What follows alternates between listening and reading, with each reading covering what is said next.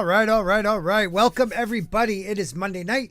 It is our A Song of Ice and Fire chapter by chapter usually, or theories night, and this is a stream by the Crossroads. My name is Scott of Sporking News Podcast, and with me tonight we have the lovely Miss Martin Muses. How are you? Hello. I'm doing great. Enjoying the fine weather. Yeah, I hate this weather. I hate it. Oh. We're considered, I guess, tomorrow if it hits 90, we're a heat wave. I hate hot weather. I hate it. Oh, gosh, when it hits 90, that's like winter. Oh, God. Where I live. What? Okay, I'm exaggerating. I know, I get what bit. you're saying, but is it usually warm where you are? It is usually very warm where I am. I did not know that. And we were up in the 90s 2 months ago. We're hitting toward the hundreds, 110s. What? Good times. I'm sorry. And, well, what about the Norwegian? His name is Stannis Baratheon Kenobi. Oh, shoot, I screwed that all up. But he is the one true king. Yeah, Lord of Dragonstone, Master of Ships, King of Westeros, Lord of Storms and King of the Andals, the Ruiner and the First Man, Lord of the Seven Kingdoms, Protector of the Realm. All who deny that are my foes. Let no man claim ignorance as a defense. They'll bend the knee, or I will destroy them. The cold winds are rising. Time to hail to the king.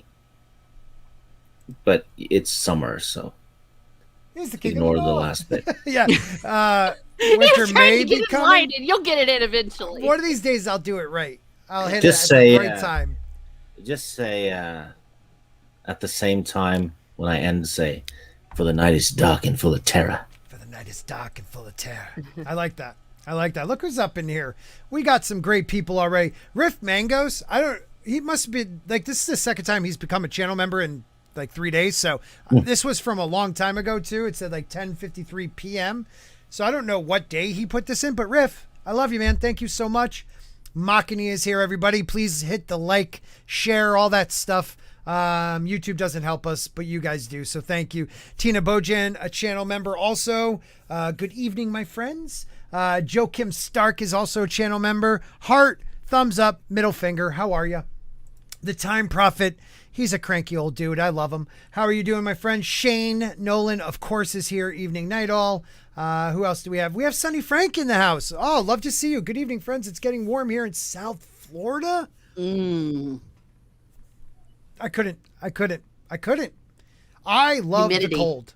Like, when everybody I talk to talks about retiring, I talk about, like, going even more north. I want, like, New Hampshire. Tax-free state. I love that weather. Love the mountains. That's me. You've never been to the true north, have you, bastard? Yeah, I was going to say, join the night watch. Oh, I love the cold, too. Don't get me wrong. I just like the heat, too. Yeah. I like the sun. I don't mind if it's cold as long as I have the sun. So let me ask. It's 17 Celsius in Britain. Does that 49 degrees Fahrenheit? Am I correct? Yeah, something like that. Oh, no. It would be... No, it's hotter than that. I thought you had 32. It's about the same where I am, actually. But between 15 and 20. I always thought you added 32 degrees. Or 32 to the degrees, and that's how you get Fahrenheit from Celsius. I've got it. It's 62.6 degrees Fahrenheit. So I am totally wrong. Wow. Well, then you have to cut off another finger. God damn it. I am a White Walker. I am definitely a White Walker. Pick the one that fits you. I'll take the thumbs up. That's great. Florida is a tax-free state, too. Florida is becoming... I hate the heat, but Florida, I love you. Truthfully. I don't understand Fahrenheit. It's German, isn't it? Kind of like Farfadnugan, right? The word is maybe, but Yeah. I think we Americans are the ones that still use it. That and pounds and all that. We're the only ones who don't use, like, stones and hands. Exactly. Because you have the And balls. kilos. Yeah, and kilos. What, are we selling Yeah, cocaine? We use kilos. Come on, people. Kilos and liters. And Okay. Steve is a cocaine dealer, confirmed. Confirmed. Put a mark on that one. That's why he never uses his real face. I don't deal it. I give it away for free because I'm charitable. He's Oh, Kaiser that's nice. Kaiser Kenobi. Get it? Yeah. Usual Yeah. suspects. I Wow. tried. God, I That suck. escalated quickly. Bow, wow, wow, wow. So we're going to talk about Corlys Velaryon, but I kind of wanted Jayne here because, well, truthfully, we're three white people talking about it. And I feel a little uncomfortable talking about it without her point of view here because it'll sound like just three white people complaining about something, even though I have nothing wrong with race swapping when it doesn't affect my child is bringing me food, I guess. Oh, you're calling me on the phone. Okay, 1 second. Sorry. Oh, okay. Well, what he was saying, except for the fact that, what do you mean white? I'm red. Can't you see? It's on my icon. I'm bright red. Well, and I've got petals. I'm absolutely white. Well, you're black and white because you're not in color. That is true. Oh, that is true. But what I was white, yeah. Well, I'm pasty white too. I am pure pasty white. I'm an we have olive. the same blood. I get olivey in the summer because of my Italian roots, but oh no, I don't come close. Oh yeah. And my peeps are from up north too. Yeah. They're very waspy up here usually. You know what I mean? Waspy. My dad was waspy. My dad was definitely waspy. English, German, Protestant. You know how that is. Mm-hmm. Yeah, I'm wasky. Wasky? What's wasky? White Anglo-Saxon Catholic, yeah. Oh, I gotcha. Nice. Yeah. So yeah, we were going to talk about Velaryon. Truthfully, I'm not going to even lie. I need another week to gather all my thoughts on it. I do not agree with the race swap. It affects, and it's not even the race swap. And I think, Teresa, why don't you say what you said backstage? Because I think it's really important about the race swap of this character, what they could have done to make it a little bit better. Because their excuse is this. Hold on. I'm going to read this, and then I'd like you to talk about what you talked about behind the closed door. So this is from a fandom site. It's GameOfThrones.fandom.com. But these guys are definitely big into like supporting, the fandom. So it used to be just a Game of Thrones fandom, but now it is also, if you scroll up, it's and House of Dragon. And I'm pretty sure this used to be a white guy with silver hair, and now it's this gentleman who's a great actor. But when they go to race, it says discussion has been raised about Corlys' race in the TV series after Steve, how do you pronounce his last name? Toussaint's, right? Toussaint's, yeah. Okay. Casting was announced. As he is a black actor born in the UK to parents from Barbados. In the first official promo picture or photos, Corlys appears to be depicted as mixed race. Does this gentleman look mixed race to you? No. He just looks like an older guy. He doesn't look mixed raced. No. With black skin, but Valyrian silver, white hair. See, to me, he just looks like an old guy with white hair. In the books, House Velaryon is a minor noble family from Valyria, whose members thus generally have classic Valyrian features like the Targaryens. Very pale white skin, platinum blonde, or it's really silver hair, not blonde, and purple eyes, though the last detail was cut from the TV show because it bothered their eyes, the contacts. No physical description for Corlys himself, however, has ever been given in the books, nor his mother's identity, nor his father's mother's identity. It is somewhat implied that he looks Valyrian because both of his children are started to have had classic Valyrian features. Yes, they did. Very classic. Nonetheless, the books do not treat his physical appearance as significant. The short answer is that even in the books, it appears that the lower ranked Valyrian families of minor nobility simply weren't as strict about blood purity as the dragon lords themselves. That is BS. No, that's not true. Yeah, well, it's like, the writers doesn't treat the books as significant either. But the show, though, is not canon. It can't be because it follows the other show. Right. Which was lore breaking to the extreme.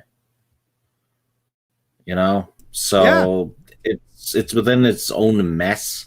So given that we had 4 seasons of utter nonsense on the other show, this show will fit right in with that. So sorry, retarded writing for a retarded audience. I'm with you. Are you calling fans the R word? Yeah. All right, end of stream. Bye, everybody. Jacob Archer Barton, what is up, my brother? Hello at Sporking News Podcast and panel and everyone. He's become one of our dedicated members of the fandom, so I appreciate you being here. So, Teresa, touch on what you said. Tina also brings up Dragon Demands, which is an awesome, you know, like he's one of the better A Song of Ice and Fire, better than me, Song of Ice and Fire guys out there. It's just like Tony Teflon TV, just like History of Westeros. I love Preston Jacobs. I mean, there's so many I love out there. So, but she says, YouTuber The Dragon Demand says there is nothing on A Song of Ice and Fire that states the Valyrians are pale skin with silver hair like the Targaryens. I don't recall myself. It is implied. It is implied that Valyrians are pale skinned, silver hair. Because when they say Targaryens, they also reference Valyrians. It's not just Targaryens. And the Valyrians are a house that came along with them. So they are Valyrian. And I understand like this shouldn't be that big of a deal to people, but paternity becomes a massive part of A Dance with Dragons. And that's what this is all about. What did you say about how we could have accepted this? Oh, how it might have made some sense about the way it worked. And I'm being really careful here. But that if they had chosen an actor that was very clearly mixed race, then with and married to a white woman, et cetera, et cetera. You know what I'm trying to say? Absolutely. It could still fit in a little bit with the canon, but I'm treading lightly because, gosh, it sounds like race purity crap, and that's not where we're going. No. Yeah, it's just a matter of. But in a way, we are. Yeah, because the Targaryens are. That's what the Targaryens are. I mean, you can race swap everyone else. But the Valyrians, even on the show, you know, the Game of Thrones show, you could have the Baratheons be black, wouldn't matter. Sir Davos could be black, you know, but not the Targaryens because it's, you know, big time in the lore, right? It's they are we put it last week or the week before. They're the like elves, humans, but they're like the elves. They're like a creature above humans. They have telekinetic powers, some would say, with dragons, or some magical connection with dragons. They withstand heat a little bit better than most human beings. They like heat way more. They're just a different species almost. And when I've noticed, at least in the books, this is what I've noticed. When even a Targaryen, which they are pure-blooded, they try to marry within their families so that they can keep dragon riders, because they had a fear if they married outside of the family, dragon riders would not be born. But when they did marry out after the dragons were dead, because they did marry out a little bit to like the Baratheons and the Aarons and some other noble houses, but when they married into Dorne, the children took the Dornish look mostly. There are first houses like the Danes that are considered first men, but they also have Valyrian features, some of them, so they'll have like dark hair but purple eyes. Same with the Baratheons. Right. The kids looked Baratheon. Right, exactly. Which is actually a thing in the plot as well with the Lannisters. With Robert Baratheon, you know? Yeah. The seed is strong. The seed is strong. Yeah. I mean, that's... Go ahead, Teresa. Yeah, well, and I think that this is a point that cannot be emphasized enough, that what we're saying is we don't have a problem necessarily with race swap. We don't have a problem with race swapping. I'll just put it out there. Absolutely. But and unless it affects the story. Right. And if as you had said, they had another character in this series that, I don't know, someone where it would make more sense, it wouldn't be a problem. So it's not the fact that he's black. That's the problem. And very clearly. Yeah. Salladhor Saan was a white and blonde in the book, but black actor in the show, and it didn't make much difference, but he is a supporting character, but I didn't like it either. See, I don't mind, even if they made Sir Davos is a good example. I mean, right. that they're, and if they all weren't such race purists in the show, right. of these particular characters, I think that's the problem. the characters are race purists. Everyone at the wall could have been race swapped. Littlefinger could have been race swapped. Yep. Piles of characters. But no, maybe not. Maybe not Varys. The whole house, the Rose. Because we have a theory about Barris that wouldn't make sense. Right, that would make sense. But the Valyrians and Targaryens, especially the Targaryens, dagnabbit, they were so into keeping their quote-unquote race pure, they married their own sisters, mothers, brothers, their uncles, and everyone else in between. Right. And Lady Tauriel she literally put this up as I thought about it. It's not just the Valyrians. Everything is features and bloodlines in the novels. Starks looking like Starks. Again, oh God. Wait a minute. This is a theory one, so I could go there. And most people that watch the show already heard this, but spoilers for all the books and the show. L plus R equals J. J looks more Stark than he looks the other family. You know what I mean? So like bloodlines mean a lot. That's why everyone thought he was the son of Ned Stark, because he looks like a Stark more than Ned's own children do, because a lot of them look more Tully. You know? Exactly. Yeah, and something fishy about them. I knew you. Oh, there we go. Yeah. But like, put it this way, the Tullys could have all been black. I would have been fine with that. Yeah. And it was such a big deal. Well, that would have been bad though, because of Blackfish. Oh, that would have been terrible. Yeah, that's too close to another one. It was such a big plot point about Cersei and Jaime's kids being so pasty white and blonde and not having the features of the father, the dark features. And that's why Gendry and the other bastards, it was so clear that they were authentic, perhaps heirs of Baratheon as opposed to Joffrey and them, because it was so clear. Right. And no one these are plot points we're talking about. Massive and this whole points. civil war, and this whole civil war that they're going to be doing in here, it has everything to do with this intrinsically intricate bloodline family tree. Again, fathers, brothers, uncles, nephews, cousins, former roommate, everyone in between having claims to the friggin' throne. Right. And if you have somebody who's a mixed race child, his child, because I'm sorry, this gentleman looks black to me. He does not look mixed race. I don't know if that's a bad thing to say. I don't mean to be disrespectful, but they're trying to say he's a mixed race character. They could have gone with an actual person that was mixed raced. I don't know. But the thing that I'm trying to get to is the Valyrian gene does not, it's not dominant. It's more of the recessive gene. That's why the bloodlines try to stay pure. Now, a major part of this story is his son's children are questioned as being his own or another character strong from the family Strong, which are very white characters. So now you're saying, could his children's children, have some of his features? Because then you wouldn't be able to tell. You wouldn't be like the whole thing was they couldn't tell the difference because the fathers were both white and the mother was white. Mm-hmm. Jacob Archer and am I sounding stupid for? But no, because Jacob Archer in the chat is making a point about Nick Fury. Nick Fury was always white in the comics. Oh, They cast Samuel Jackson as Nick Fury. Right. No big deal. Doesn't matter. The comic books made Samuel L. Jackson before he became, like, they wanted that. Like when the run right before the Iron Man films. Yeah. And we were seeing another race swap that was Billy D. Williams playing Harvey Dent. Right. Yeah. Yep. I mean, because it's not part of the story. Right.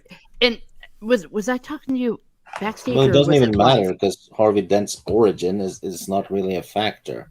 Right. His bloodlines. His bloodlines. Yeah, that's but that's what I'm saying is, we're not saying that we have a problem with race swapping. It's not an issue, race swapping, unless it's part of the story. If I said this previously backstage, I forget that we were talking about what if you were doing like Roots, that very influential miniseries, and you did race swapping.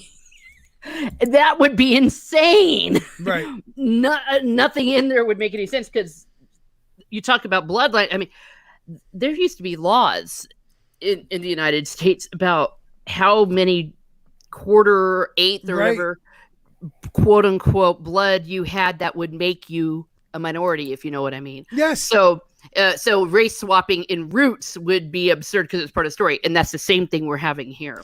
Absolutely. The Well, bloodlines. here's the thing, though.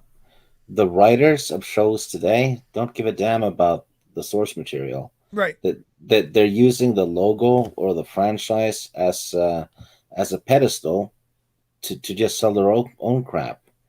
You know, the Lord of the Rings show is going to be a travesty. You know, the Wheel of Time show looks even worse because the writer even said it.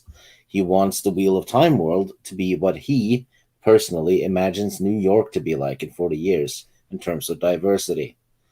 That's not what Robert Jordan wrote. No. He had a carefully planned, world and all that, and it was diverse, big time. No. You know, Yeah, I'm sure it was the furthest already thing- there, but Yeah. The furthest thing from his mind was New York City. Oh, we lost him. Wait, I lost you. Did I just knock you out, man? yeah. It's I'm sorry about perfectly that. fine. I hit the still wrong like button. This is what I'm on point right now. This is what bothers me too. Again, none of us have issues with race swapping. I really don't. If it doesn't affect the canon or the story, and now people starting to call, if you're canon, you're racist. No, George R.R. Martin made these characters the race they were for a reason. He made the Velaryons look the way they did for a reason. And he's part of this, which makes me kind of confused. Because why make this character who could now be mixed race such an integral part of a paternity claim that causes people to get murdered because of the claims they're making? You know, like Well, how much is George R. R. Martin really involved with this? He's just selling stuff, I think now. He's just like, throw it, give me my money, bouncing on he the doesn't trampoline. care. Yeah, exactly. Naked on the trampoline. Yeah, Sporking killed our king. He killed the king. I'm sorry. Sorry, Lord. I don't want to talk about much more of it because I would like to. I know Jayne is very against this. This one race swap that we agree on because of the character's backstory. Yes, we don't know the mother or the father's grandmother or mother, whatever, but it's harder for me to believe that the Dance with Dragons would have went the route it went if this character was black. And that's how big of a deal this, like, people die because they say the children aren't his sons and the queen's, or the princess's kids because Daemon Targaryen wants to kill everybody who says anything about it. And then the king in King's Landing, was it Viserys the first, actually killed one of the people doing the rumors again. Like, even the other side of it killed people because it's that was how big of a deal it was, saying she was unfaithful. But whatever. I don't even care because I think Stig said it best. These shows are not canon. They're not the books. They never were canon, except for when they kind of followed the books in season 1, 2, and they started really diverging in 2 and 3, but not to the point where it upset me. I think it was the end of 4 that I started getting pissed. The main change from what I can tell so far from where I'm reading is they changed who Robb married and how and why that all came about. And that was a big deal too. They made it a big love story. Yeah. I mean, pretty much Robb knocked some girl up and felt like his honor, his father, his honor, he needed to do it. And the family the girl he married, there's so much backstory with that when they switched it in the show, it made no sense. It made no sense whatsoever. In the show, it just made him come off as being a horny idiot. Right. And actually someone who had no honor because he broke a marriage vow, I don't Especially because he could have just made her his mistress. Absolutely. I mean, I don't morally agree with that, but in that world, it was perfectly you know what I mean. In real life, I don't. But yeah, whatever. I condone. Oh, yeah, what? But in that world, it it was perfectly acceptable that you married who you were supposed to marry, and you made the woman you loved be your mistress. Right. If you were lucky, if it happened to be the same, you happened to marry the woman you loved, but often that wasn't the case. They didn't get to choose who they married. Yeah. Crap, I can't. I have some Winds of Winter news. Oh, please. You don't want to hear it, though. Oh, crap. Give me a second. Disney have, Disney and Marvel Comics have revealed a full guest list of international dignitaries attending 2001's hottest event of the social calendar. It's basically a comic book thing. Uh-huh. On the island of Krakoa. And George Martin is a VIP guest, so he's going to the Pacific to my God. And it says rub shoulders with elite stars like Eminem, Megan Rapinoe, Patton Oswalt, and Jimmy Kimmel. Patton Oswalt, I used to like that dude. I can't stand him anymore. Oh, no. Well, this Kimmel's is where I'm saying I don't defend this man, and I've only been even on this train for a year. He is blatantly shoving it into his fans' face, and I think it's unkind. Yep.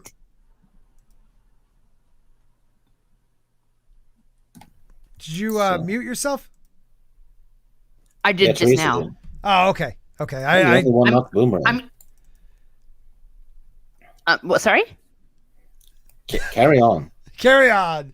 Well, okay. I'm eating cheese, and I didn't want to chew. So when I'm chewing, I'm muting myself. I didn't want to pull a steak.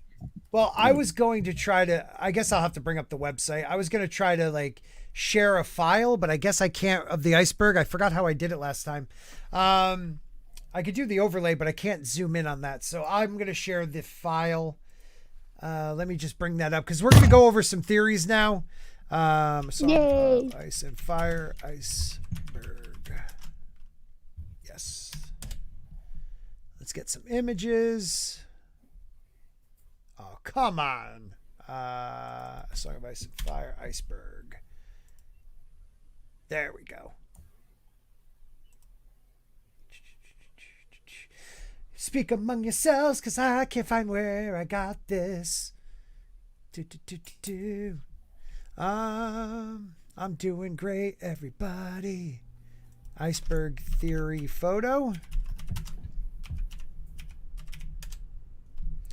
Here we go. Somewhere in here. It's very obvious when I find it. The Time Prophet says David Hasselhoff played Nick Fury in one movie. Yeah, that was such a cornball movie too. Which one is that referring to? That wasn't the corny Fantastic Four movie back in the day, was it? No, I hope not. The one in the 90s that they pretty much did just so they didn't lose the rights. I really don't know. I just love David Hasselhoff. He's awesome. The Hoff is pretty sweet. All right, here, I found it. Dun, dun, dun. I just want to make sure I get the right one that has a lot of them. Let's see. Is it this one? No, oh my gosh. Someone's commenting on how shiny your head is. Oh, why, thank you. Parrot head. I just got it stuffed. Oh, it would be parrot head. That son of a gun. Damn it. I'm sorry, guys. I should have had this all prepared. I thought it would be a lot easier to find it once again. I'm trying to think about the... Oh, frack. My head just went crazy. I didn't get the joke about Sporking killed our king, so... Because I put him in the back. Oh, that was it. Oh, never mind. Okay, I thought it was like a big, deeper thing about some sort of theory or I don't know. No, not really. Is this the one? Nope. We're getting there, though, people. We're getting there. Yeah. Don't you worry. Song of Ice and Fire. Oh, I see what's in the private chat there. Yeah. Oh, there's one in the. You put it in the private. Yeah, I just the the hardcover? I bought. Yeah, I the love those. illustrated ones. Yep. They're still fairly cheap.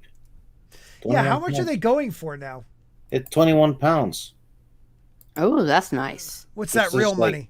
$25. $25, $30. Yeah. Oh wow. Yeah, that's awesome, man. Yeah, they're the nicest looking books I have, actually. Yeah, I'll tell you what. Yeah, as Americans, if we're having trouble finding decent prices on these, because Steek found for me the Lord of the Rings hardcover set, it was cheaper for me to buy it from the UK and the shipping than to just buy it here in America. Because here in America, these things were going for like $150. It's ridiculous. Wow. Yeah, I think she got it for half. Yeah, including shipping. Yeah. Yeah. So really, if I didn't. Yeah, so if even without shipping, if it would have been even cheaper, but it was still half of what it would have cost if I'd have bought it here in America. Holy cow! Listen to the Viking. Always listen to the Viking.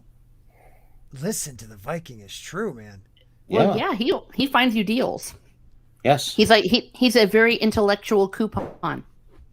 I've gotten 10 people to spend money so far. I got Rousa to buy an Xbox.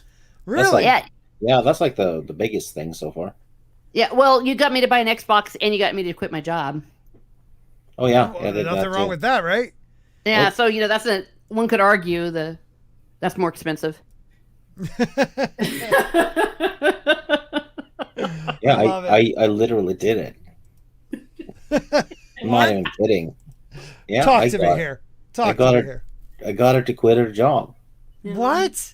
Yes. That is impressive. Can I get a little more info here, people? Well, let Teresa say. Yeah, that's Teresa's call. No! I mean, it's half true. Half true? No, I was just really stressed out. He's like, then quit. and you know how he says it with a lot of authority? Yes. It just gave you that. It gave you that, like, you know what? I'm going to friggin' quit. It's like, yes, since you said it with such Viking authority. That is awesome. Yeah. That is so awesome. Yeah, stop whining and quit. Just do it. Just friggin' do it. Oh my God, that's fantastic. Yeah, just stop whining, quit, buy an Xbox. I bought the Xbox first. Yeah. Hey, but that's the best purchase I think I've ever made, because not only was it the Xbox and all the apps I've been able to use with it, but I didn't have a Blu-ray player, right? And my Blu-rays plays on it, so and I've played Skyrim for about 200 years so far, so I've gotten a lot of use out of it. Holy crap, that's awesome. That is awesome. I'm having the worst time finding this picture. I have it saved, but it won't. StreamYards will not let me bring it up. Bastards. Yeah, bastards. It worked last time though. I know. I don't understand that. I really don't understand it. I can't. Alien interference. Right? I keep finding gaming ones and all this other stuff when I put it in. Oh, maybe I'll write out A Song of Ice and Fire instead of okay. A Song of Ice and Fire. How's the chat doing while I'm doing this? Yeah, they're cool. Time Prophet said Hasselhoff was Nick Fury in the Agent of S.H.I.E.L.D.'s 1998 TV movie. Oh, Agents of S.H.I.E.L.D.'s. That's right. Okay. I've seen pictures of him as Nick Fury. I've never saw the show or movie, so that's actually pretty funny. It sounds forgettable. Yeah, right? This is freaking ridiculous. All right, I'll just have to read them. That's okay. Yeah, I'll just have to read them because I have them saved and everything, but it will not let me bring it up. So, okay. This PC pictures. Let me try one more time, and if I can't get it, we'll just go with, me just talking. Saved pictures. Nope. This PC. Pictures. Camera roll. Nope. Okay. So I'll bring up this little one so people could just pretend like they see it. And then I will read. So the first one we're going to go over is, let's see. we left off. I think we were down at least to the 3rd level. Yeah, because we talked about Hooded Man, Theon's Guilt, Ramsay Flayed Lady, Hornwood. Yeah, so we did all those. Tywin.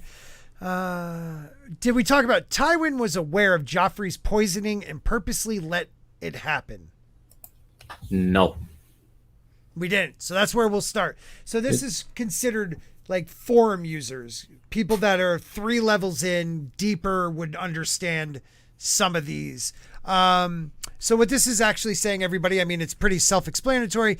Joffrey was poisoned at his wedding. Everyone blamed Tyrion and Sansa. A lot of people believe it was Littlefinger and the Queen of Flowers. But this is saying that Tywin, even though that they still did it, Tywin knew it was going to happen, maybe even was told it would happen or figured it out and let it happen. Do you think he would have? No. Because he's all about his bloodline and all that. I don't think he would sacrifice Joffrey. I think he would try to... well, he'd use the belt on Joffrey way before you let that happen, right? Mm-hmm. That's true. Yeah, he'd smack the crown right out of his smug face every morning. Right. I mean, you got a valid point there, man. Like, I actually think if he did know, he might let it happen. But I don't think he did. For the simple fact that he did not think he could handle him. He lost control of Joffrey and thought if he was gone, Tommen would be an easier king to mold. I think he felt like Joffrey was beyond molding. Joffrey was going to be the psycho he was going to be. Well, keep in mind, though, Joffrey wasn't as bad in the books as he was on the show. He did, in the show, did same in the book, where at the King's Council, like, disrespected his uncle or his grandfather and then was sent to bed. Yeah. You know what I mean? Yes, he wasn't as bad, but he still, I mean, he was bad, but he wasn't as, I don't know. But if you think about it, though, if with Joffrey dead, there's only one potential Lannister king left, and that's Tommen. Right. So you're down to one piece, which I don't think Tywin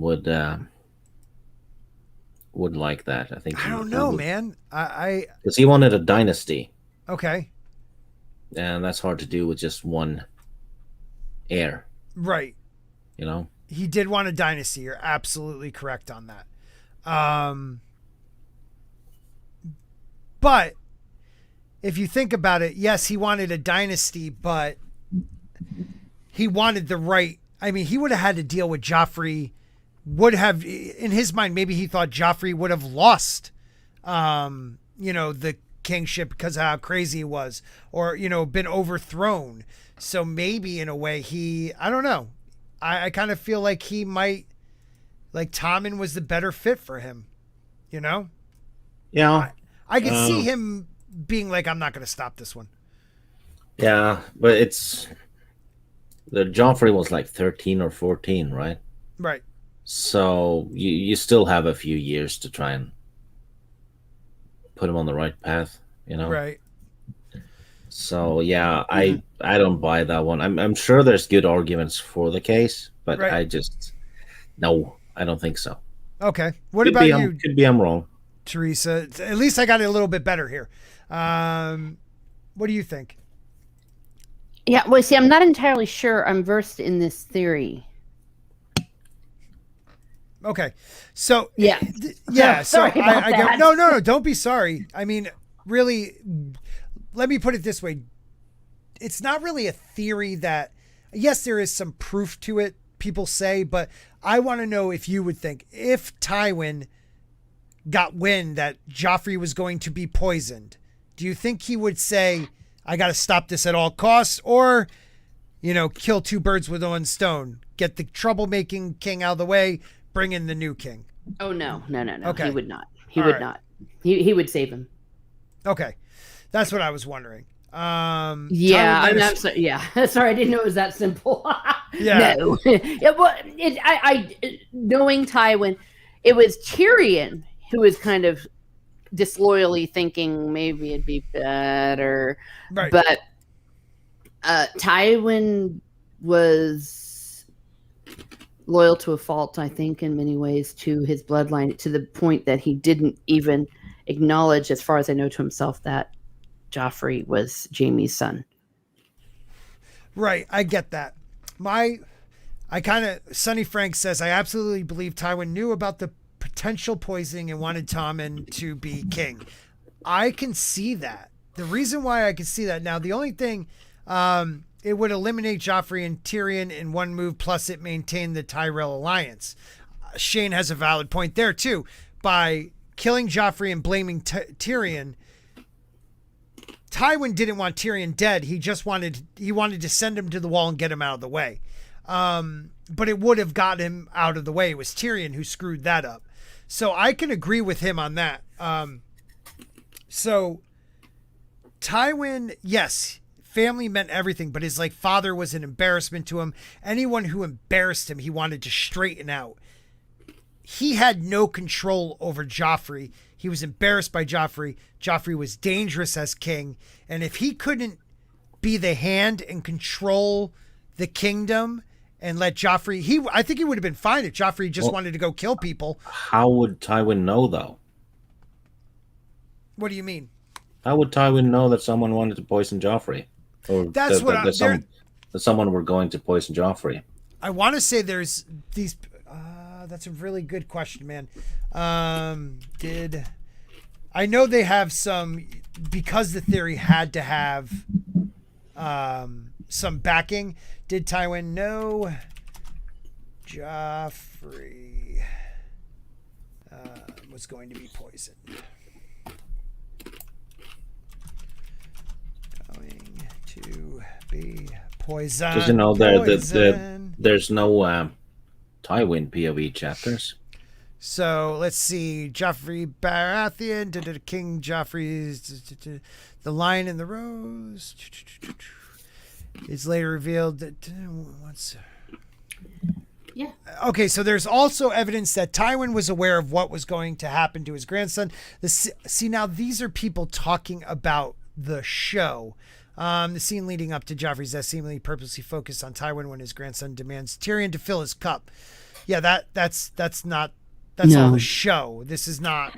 So if this is a show one, then yeah, because I don't remember anything about that in the books that would indicate that he knew. There's no way he would know, you know.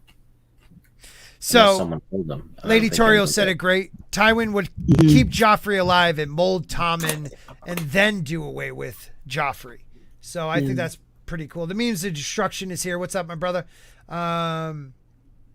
Yeah, that one's a weird one. I could see it, but I don't know if there's any backing. Like Sonny said, I could see that he would do something like that, but I have no evidence. Yeah, so it's kind of pulling that out of their rear ends. Exactly. I don't care about Clegane Bowl will still happen, so we're gonna skip that one. Ariana. Oh my God, Ariana Martell is the younger queen. That was Marjorie. That was Marjorie because it's already happened. Yeah, okay, because she married. Well, okay, so guy. Yeah, well, I don't know, dude. He was hot but unavailable to me. It's okay. Well, no, Tommen was hot. No, yeah, she married the little boy. No, oh my God, Renly. Oh, right. Yeah. She did. I was thinking of the other. Never mind. No, you were right. She did marry Renly. So the prophecy says that a younger queen will come and dethrone Cersei, destroy her life. A lot of people like Stig. You're saying you believe it's Marjorie. Yeah, because it already happened. And as soon as Cersei lashed out against Marjorie and tried to prevent it all and stuff, she got shamed in the street. Right. It's already happened. Right. And I mean, it's not like the younger queen kills her. No, That's just the destroys her. right, destroys her. I mean, the queen's been naked in the street and had her hair cut. But she still has power. Yeah, but she's pretty much destroyed as a. The reason why people queen. think this one is because Arianne Martell is on her way to meet Aegon Targaryen. And they believe if that marriage pact happens, a lot of people, and I'm starting to believe it myself, Aegon will beat the Lannisters out of King's Landing. He will become the crown king for a short period.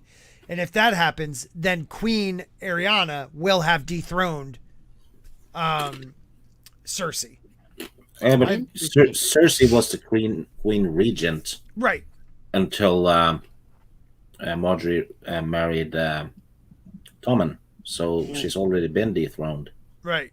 No one could argue that. Though I find that interesting. You said that you don't think that if the little Aegon, that the other Aegon, that he would become the king and go to King's Landing, but he wouldn't be there for a while. Why do you think that? Well, you know what? George Martin said after Book 5, where we have Tommen on the throne, George Martin said that there's a few others that will be sitting on the throne before the end. So, right. And as long as the right man is on the throne at the end, I will be happy. And a man, of course. Bran? Because he has the best story? Oh. No. Fuck no. Hairball. I'm okay. You can't put wheels on the Iron Throne. There would have to be an iron ramp. Yeah. Well, but I'm just curious. So you think that maybe Aegon sits on the throne and then gets killed? Very short. Daniel come and depose him, kill him most likely. Look, I think he's actually real though. He is. I think he should be the king, but he's actually the paper dragon that Dany had has been warned about. And one of the things she was warned about was a mummer's mummer and a paper dragon. And, you know, like the paper dragon, a mummer plays as a puppet show. Varys is the mummer playing Aegon the paper dragon.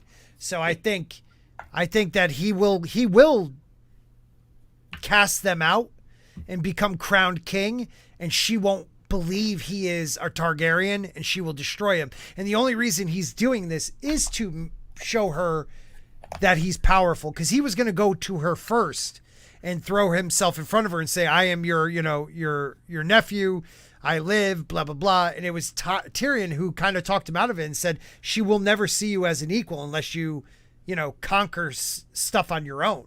And that's why he's conquering Westeros without her. So she's going to see him as a threat when he was doing it to make them more equal. Okay, so you're telling me, because I haven't gotten quite there, I'm not there in the books. So has it been confirmed that he's really no the nephew? Okay, so because that reminds me in the whole War of the Roses thing, and then when Henry VII and his wife Elizabeth, there was some talk that one of the brothers, the twins in the tower, the brothers in the tower, that one of them had actually lived and had been snuck out. That's so sad about those two kids. Yeah, and then he came back, and I don't know if he got banished or executed or something. So it sounds like that's what Martin was kind of doing a version of that with this character. Actually, that prophecy of someone's gonna choke Cersei. Yep. That could be, Griff, fake Aegon, because that would fit. But it could also be the Second Son mercenary group. Oh, the younger brothers. The second sons. Exactly. So, that could fit. Cersei does something stupid with Marjorie. They lose the Tyrells. Right. And they're kind of defenseless, and even Connington and company manages to take King's Landing. Right. And like Marby Dog said, with a force that isn't strong enough to hold King's Landing. Well, that's the important part. But I want to say John Connington and the Dornishmen aren't. He also has the Golden Company. I believe if he did take Storm's End, he probably has. He's probably going to garnish the respect of this, I don't know, the maybe not the Storm's Lane. I don't know. Would he get the people that are oh God, what's the word I'm looking for? The vassals of Storm's End? Will he get that support? Because if he does, that's a large enough. Well, no, they're with Stannis, aren't they? Yeah, and Sir Loras Tyrell got seemingly burned to death. Right. Is that true though? Burning oil on him. I feel like we're getting. I feel like that could be a lie. I don't believe that story. I don't think he's dead. He's dying. I believe I think he's planning something because he knows that. I don't know. I feel like they're playing something. Yeah. But I have no proof of that. I haven't. Obviously, I'm not there yet. Has Fagon? Is he married? No, not yet. So this may sound icky. Does it come up that maybe he could marry Dany? Because that would be very much Targaryen. That's his plan. That's what I was saying before. His plan was to, announce that he's Aegon, get the Golden Company, and go to Meereen where Dany is to tell her he's her nephew and to marry her. So that they could join I missed forces. that. I'm sorry. I didn't put that part in there. To marry her, yes. Oh, gotcha. Okay, yeah, not just throw himself at her mercy, but right. And Tyrion said, "Why would she ever marry you if you have nothing to offer?" So that's why he said, "All right, let's go get Westeros then." So in a way, his downfall is Tyrion's advice. That's what I think. Let's see, and he has the Stone Islands. That's true. Shane Nolan says also, if Connington, he would get the Stormlords and Force and Rebels from the Reach. Most likely. No, he is 16. That's the plan. Loras is not dying. He's helping spring the Little Queen from the High Septon. The Little Queen from the High Septon. Why am I blanking on that? I don't know who that is because I don't know. I don't. Why am I blanking on that, Marby? Can you give me a little more info? You must be talking about like over near the High Tower. Those guys. Talking about Myrcella? Yeah, but Myrcella's in Dorne. She's not in Old Town, where the High Septon would be right now. Shane says Marjorie, but he's saying Princess Myrcella is the Little Queen, but. When did the High Septon get her? I thought she's still in the in Dorne somewhere bleeding, losing an ear. Even though there's also a theory that wasn't even Myrcella that got her ear chopped. I actually just went through that chapter because I'm listening to the audiobook for book 4, and she has like a little cousin or whatever the heck it is that looks like her. Like a lookalike. One has wavy hair, the other one has more curly hair. Right. No, sorry, one has straight hair. So, have you ever heard of L plus J equals J? Wait, what's that? L plus J equals J? What is that one? Lyanna plus John equals John? Plus John Aaron? No. Surely not. Who's another J? Jamie? No. Whoa, they were closer to the same age. But Jamie? No. Jamie always was saying he only screwed his sister. Right. Fire theory. We're going to find this one out because I've never even heard this. The 7, Song of Ice and Theory is a Game of Thrones fans. R plus L, no. Dang it. These are never going to be the ones. No one's going to ever. This isn't going to be one that pops up easily. It's all R plus L's. I want L plus J. Does anybody know that one in the chat?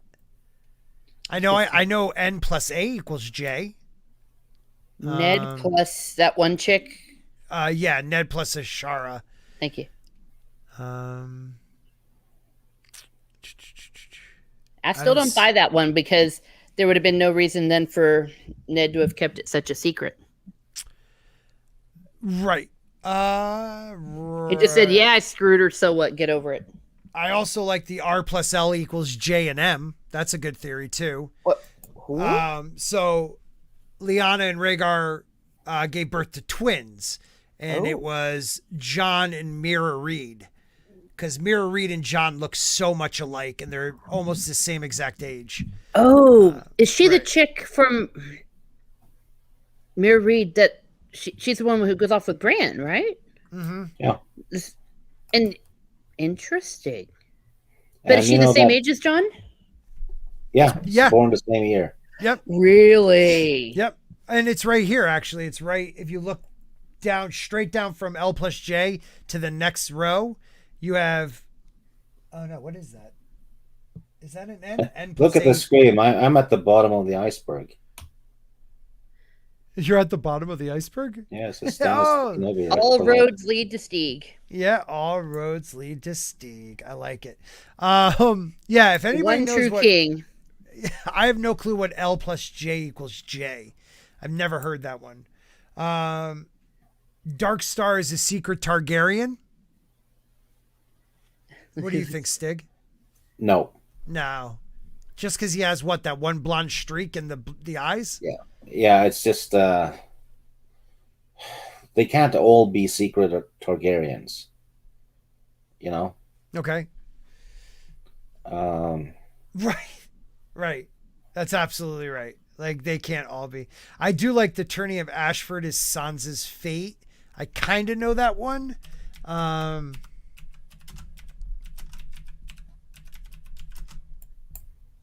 Is Sansa's fate. It's like the death. She has, here we go. So the tourney in the Hedge Knight, Dunk and Egg go to a tourney held at, and this is created by Kalu Penguin. What's up? Oh, sorry, my cat. Oh, don't worry. Held an Ashford to celebrate Lord Ashford's daughter 13th name day. Lady Ashford has 5 champions fighting on her behalf, and anyone who defeats a champion ends up replacing their opponent as a champion for Lady Ashford. In the end, the 5 champions who end up defeating Lady Ashford are Lionel Baratheon, Leo Tyrell, Tywin Lannister, Humphrey Harding, and Prince Velaryon Targaryen. So, a lot of people believe Sansa's following this path. So she was first betrothed to Joffrey Baratheon. Then she was planned in the books. There was another brother, Willis, right? Willis Tyrell. Willis Tyrell in the book. So she was planned to be wed to him behind the back of the Baratheons. When they found that after Joffrey's death, when they found that out, Sansa was married to Tywin Lannister, Tyrion, excuse me. And now she's betrothed to Harry Harding. So she went Baratheon, Tyrell, Lannister, Harding, and the last one is a Targaryen. And a lot of people believe that Sansa will end up marrying Aegon Targaryen. It's kind of interesting. So that would make her the queen. Right. She would end up being the queen, which a lot of people believe she would end up being. Better that than the Queen of the North, because that was stupid. Right. And to put, like, out of the blue in Dance with Dragons, the Harding family, you know, Harry the Heir, they call him. Like, this whole plot line that's going into the Winds of Winter in the Elaine chapters, which is Sansa's persona as Littlefinger's daughter, which is really weird in its own right. But it really does. It follows this path. So the 5, it's kind of crazy that he did that. The 5 champions, she follows exactly in marriage plans or married to these people. And the last one is of Targaryen. So I don't know. That's kind of, and it could even Aegon or Jon, you know, if Jon turns out to be a Targaryen, you know, she might end up marrying her brother who she never liked. Ew. No. Sansa plus Aegon would I don't be want Jon married to Sansa. Yeah, I think her and Aegon would be pretty cool. The Mystery Knight is an awesome. I mean, those books are great. Yes, Yeah. Willis was the crippled one. He was. Well, but I don't know. sure. But if John goes into a dog, she can't marry the direwolf. And it's That's not a that kind of a valid- story. That's a valid point. She's not a furry. Yeah. She might be now. Right? Can anyone Grand Dornish conspiracy? I feed into this. If you're a fan of Preston Jacobs, he has multiple videos on the Grand Dornish conspiracy, which entails the death of Princess.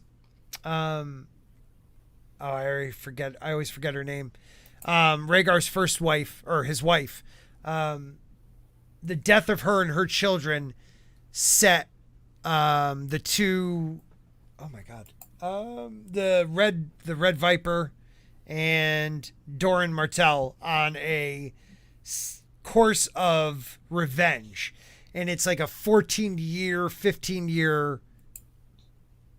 Dornish plan, and they like Shay and this goes into what Stig talks about with Shay and Braun. They're part of the plan. Qyburn is part of the plan.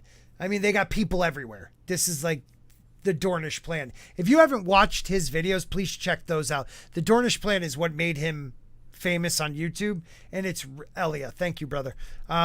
Very cool videos about how in depth the Dornish plan could go. I dig his videos. So I don't know. Do you think the Dornish have a master plan, Stig?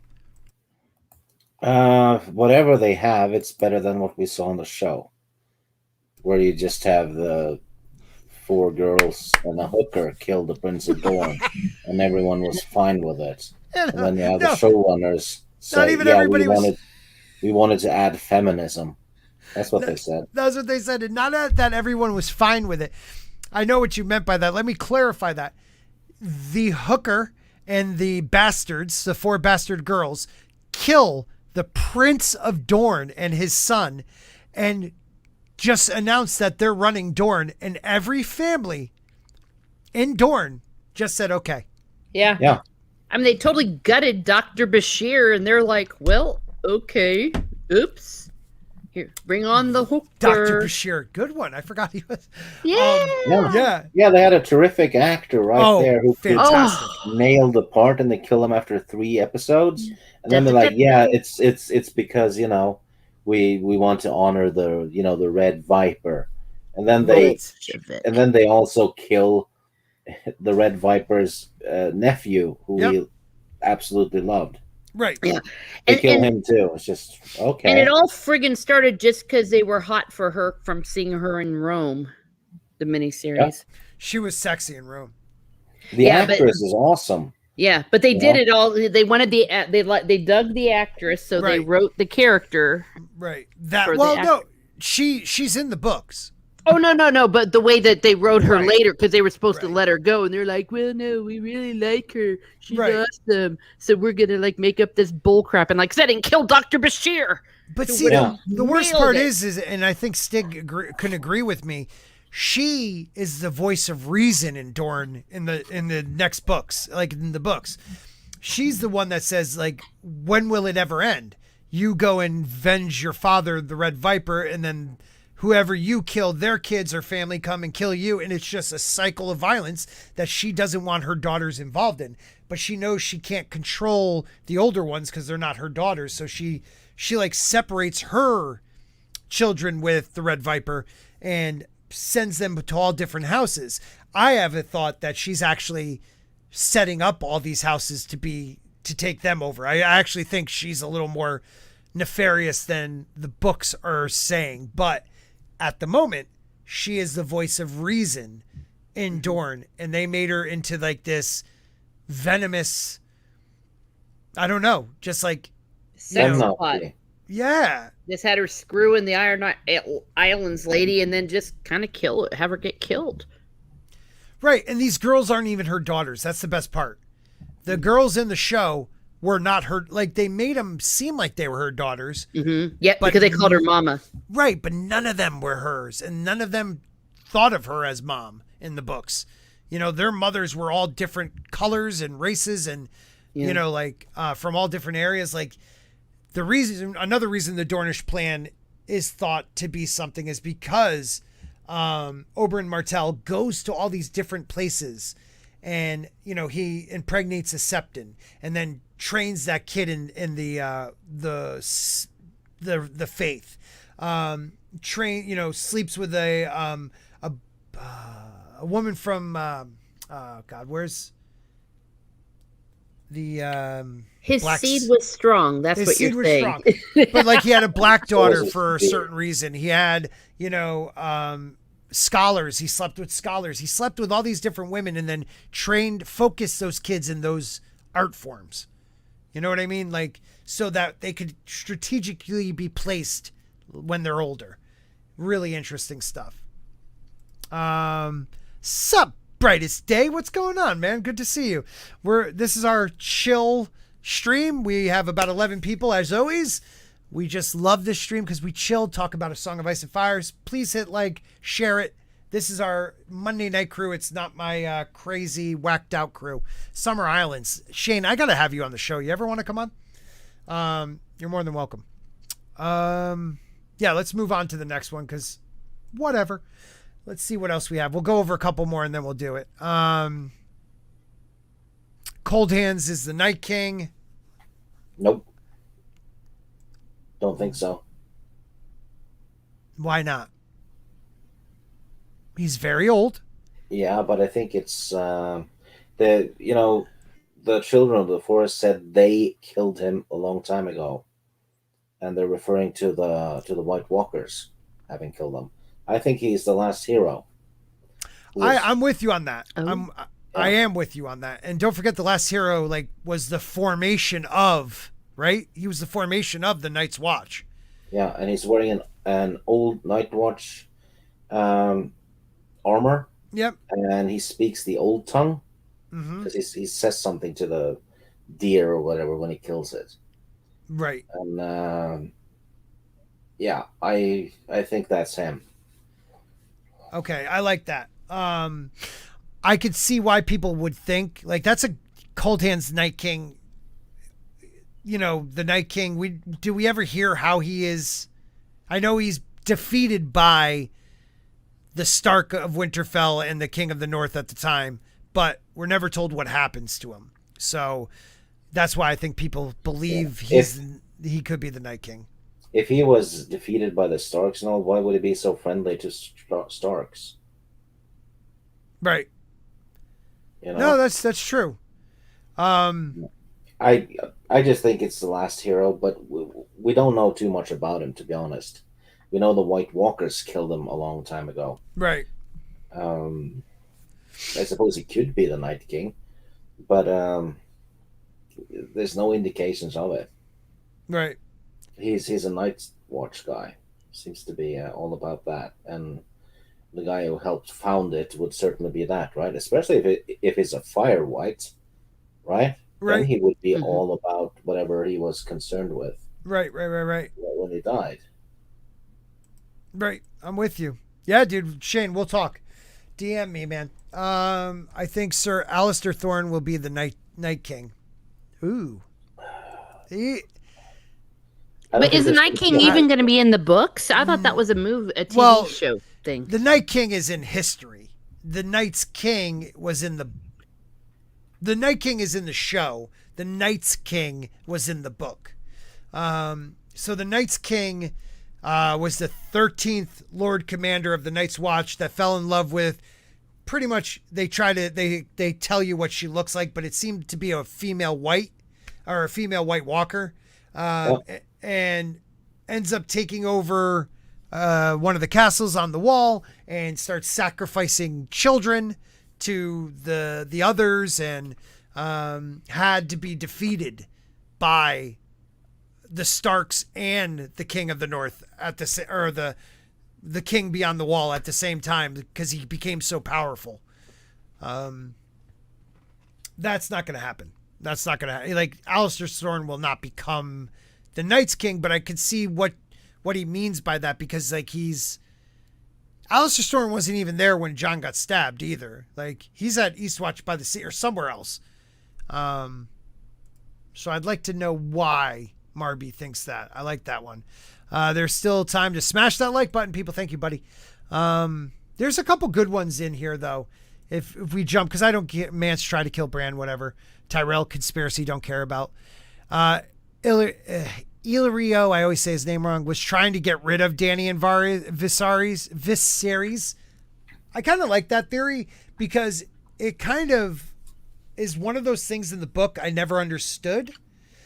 Why he would be backing Viserys and helping Dany, but yet his heart is with Aegon. You know what I mean? Mm-hmm. How do they fit into their plan makes no sense. But giving them to, this, supposedly barbaric Khal Drogo, he probably thought they would end up dying somewhere out in the grass fields. You know what I mean? And one of them did. I don't think he expected either one to survive being married into the Dothraki. Makes sense to me, because why would he help them try to strengthen their claim on Westeros when he truly wants Aegon to be the king of Westeros? What do you think? Let's go first. Maybe Daenerys is plan B. Yeah, I don't know, man. Think of it, really think about this. Him and Viserys want Aegon. He cries about Aegon not being able to see the boy one more time. Literally like it's his kid. Wink, wink. Then why would he put anybody who could screw with his claim?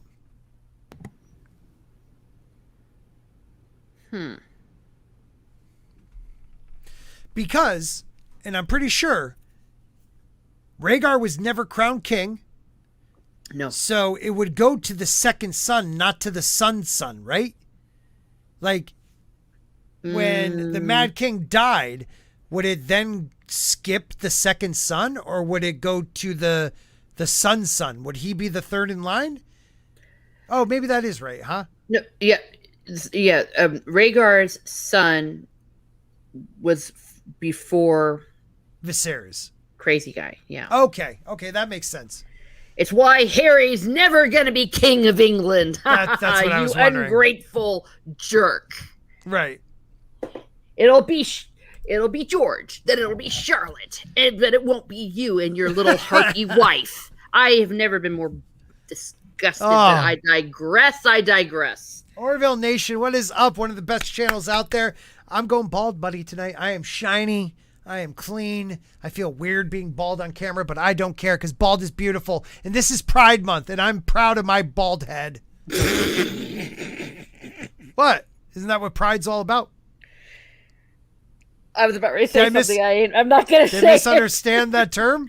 Don't want to kill your channel.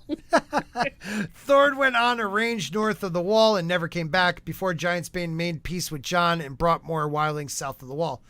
Oh, that is true. I couldn't remember what happened to him.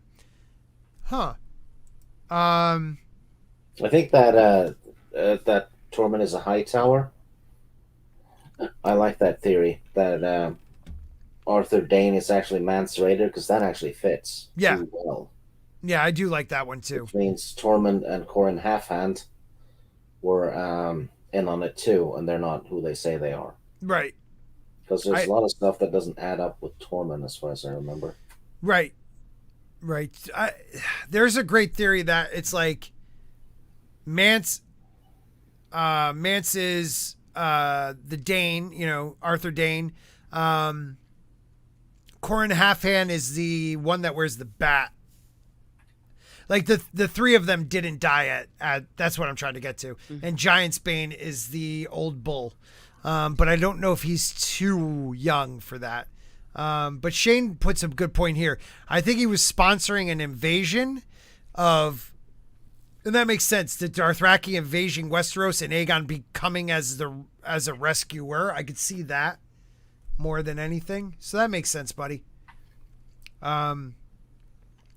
Here we go. Let's see. I like this. Jon Snow was really Tormund Giantsbane. I like that one.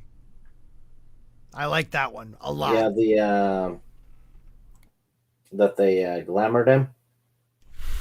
So, Jon wanted to go to Hearthstone badly. Or Hardhome. Really bad. So he had to glamour himself as Tormund Giantsbane to go there because no one would let him go. Because he's the Lord Commander. They needed him at the watch. Well, why is his stabby chapter John though? No, they're saying that was Tormund. Yeah, but the chapter is called John. That's true. And he remembers stuff that only John has seen, not Tormund. That is true too. I think I don't believe in it. I just think it's kind of a cool idea. Yeah. But there's too much evidence against it. But he does react unlike Jon, too hot-headed. That's why I think people think it could be Giantsbane. Orville Nation for $5. Like Gene Roddenberry said about Patrick Stewart being bald. In the future, century people won't care. That is true. And you know what? I take baldness as an advancement in human evolution. Well, hair and brains don't unite anyway. No, they don't lock up or something. Right? Thank you, my brother. Excellent. We're going to do one more and then we're going to probably call it a night. So let's see. Out of this top level, pick one more that we haven't done. I'll give it to you, Stig Kenobi. Well, let's see. Who the hell's Stone Snake? I don't know. There's a lot of these we have talked about, though. Yeah, in a way we have, haven't we? What's N plus? Oh, Willa is okay. Sam will kill Euron. Do you believe Quentin's alive? Quentin Martell? Just a quick question. I think he got fried. Yeah, I don't know. I think so. I think he got burned pretty bad. What, the others are misunderstood and are simply fighting for their survival? No, because they were grinning and mocking the first guy I they agree killed. with you. See, that is perfect right there. The others are misunderstood and simply fighting for their survival. You just killed that, like, in one sentence, and it comes in the prologue, the prologue of the very first book. Yeah, they're not even trying to communicate. They just grin and kill people. When they found out the sword wasn't what they feared, they laughed at him. Yeah. And they played around with him and killed him. Yeah. So, come on. I'm not sure about Varys, though. Personally, I think it's Egg. But I could very well be wrong about that. But have you ever heard of the Targaryen and Blackfyre alliance theory? I never heard that one before. Never heard it. I'm going to look it up real quick. They keep bringing up the Blackfyre stuff, though. Yeah.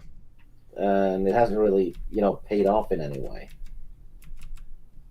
Targaryen. So there has to be something there.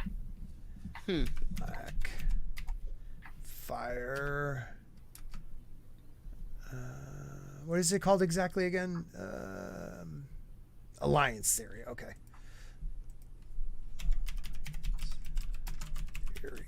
God, my keyboard's so loud. These gaming keyboards. Okay, Targaryen and Blackfyre alliance theory. At least it's not off key. Okay. Black or red, a dragon is still a dragon. I'm going to piece together several different points here, but my ultimate idea is that after Robert's rebellion, the remaining Targs and Blackfires united in an attempt to get a dragon back on the Iron Throne. I'm not 100% convinced that Aegon the Sixth is an imposter. There are 3 real possibilities. He is the actual son of Rhaegar and Elia. He is the son of Ashara Dayne and whoever dishonored her at Harrenhal, or Aegon the Sixth is a Blackfire. If Aegon is a Targaryen, Illyrio's actions in A Game of Thrones make sense. Viserys is not a capable leader, and Dany is viewed to him as a weak little girl.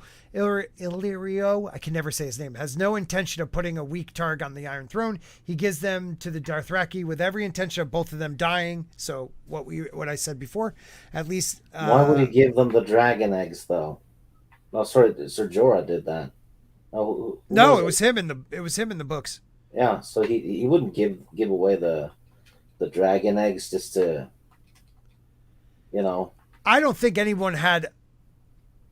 Right. I mean, first of all, Aegon could have used that for more money, but no one could have ever imagined those being hatched. They thought they were petrified.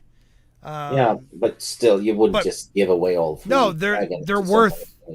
I mean, they're worth a fleet of ships. You know, so you're absolutely right there.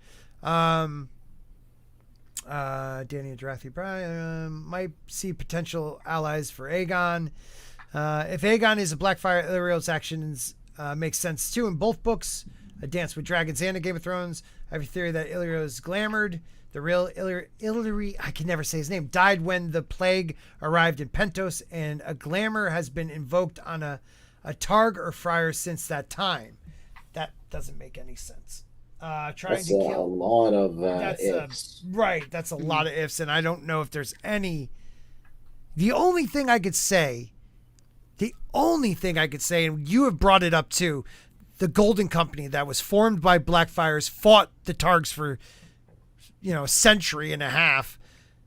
Why would they be following a Targaryen now? Yeah. Yeah, I don't know if I like this one. Now my favorite theory is that Aegon is really the son of Ashara and maybe Brandon Stark. These theories do not make sense if Aegon is not really a dragon. So yeah, that makes no freaking sense. If Aegon is a Dane, Illyrio's lying. Yeah, whatever. The Golden Company sell sorts. Yeah, okay, forget this one. Sorry, guys. I think sometimes a lot of people will get carried away with theories, trying to come up with their own. Right. They bring something new to the table. There's nothing wrong with that, but a lot of the times they're a lot of things are just made to fit, and you can poke holes in them fairly quickly because a lot of them doesn't have anything to do with stuff written in the book. It's headcanon. Right.